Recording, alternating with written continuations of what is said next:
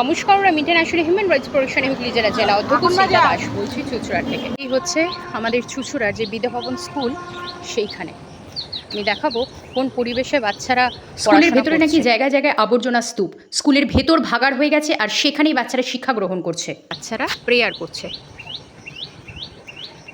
এই হচ্ছে শিক্ষা। এই স্কুলের তো দেয়াল পড়ে গেছে, স্কুলের ভেতর বাথরুম, অথচ সেটাও বন্ধ অবস্থায় পড়ে রয়েছে। এই স্কুলের ভেতর কীরকম আমাজনের জঙ্গল হয়ে রয়েছে সেটা সচক্ষে দেখুন। এখানে সাপ, খোপ, পোকামাকড় কি না নেই। তাহলে এইখানে আসা বাচ্চাদের সুরক্ষা কোথায়? যেখানে সরকারি স্কুলে পড়ানোর কথা বলা হচ্ছে সেখানেই সরকারি স্কুলের কেমন অবস্থা সচক্ষে দেখুন। এইখানেই নাকি আমাদের দেশের ভবিষ্যৎরা বেড়ে উঠছে।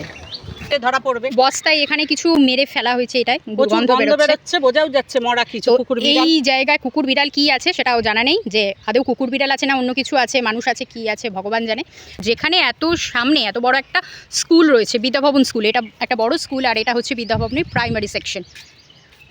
এত লোক দেখে কেউ কিচ্ছু বলল না, যা ফেলছে ফেলে দিয়ে চলে যাচ্ছে। কেন হবে? শিক্ষার জায়গার সামনে কেন এইরকমভাবে ভাগা? এই যে স্কুল এবং জায়গা যেখানে ডাস্টবিন নেই সেখানে কেন থাকবে? এই যে আর এখানে মাংস হাড় পায় বলে এখানে অনেক কুকুর শেয়াল আসে এবং তারা সেই জিনিসগুলোকে টেনে টেনে রাস্তার উপরেও তোলে।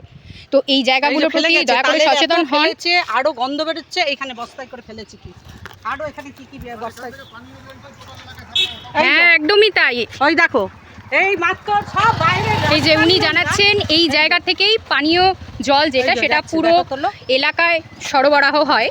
তাহলে এইরকম অস্বাস্থ্যকর পরিবেশ কেন হবে জায়গায়? এটা হচ্ছে এখানের একটা অনেক নামকরা সরকারি স্কুল, যেখানে বড় বড় সরকারি ক্যাম্প হয়, ভোট হয় এবং ছোট ছোট বাচ্চারা এখানে শিক্ষা গ্রহণ করতে তো আসেই।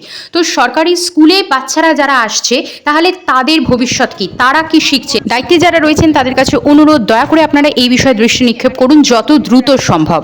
সরকারি স্কুল, অথচ স্কুলের ভেতরেই 2-3 মানুষ সমান জঙ্গল হয়ে গেছে। এগুলো কেন হবে? এই বিষয়ে আপনাদের মতামত অবশ্যই আমাকে জানান। এখানে বহু ক্যাম্প হয়, বহু স্টুডেন্ট এখানে পড়ে। এই যে আর ঠিক তার উল্টো দিকে এখানে ভাগাড়, স্কুলের ভেতরেই ভাগাড় রয়েছে, সেটাও আমি দেখাবো। এই যে সব বস্তায় মেরে মেরে কী সব ফেলে যাওয়া হয়েছে, মারাত্মক রকম দুর্গন্ধ।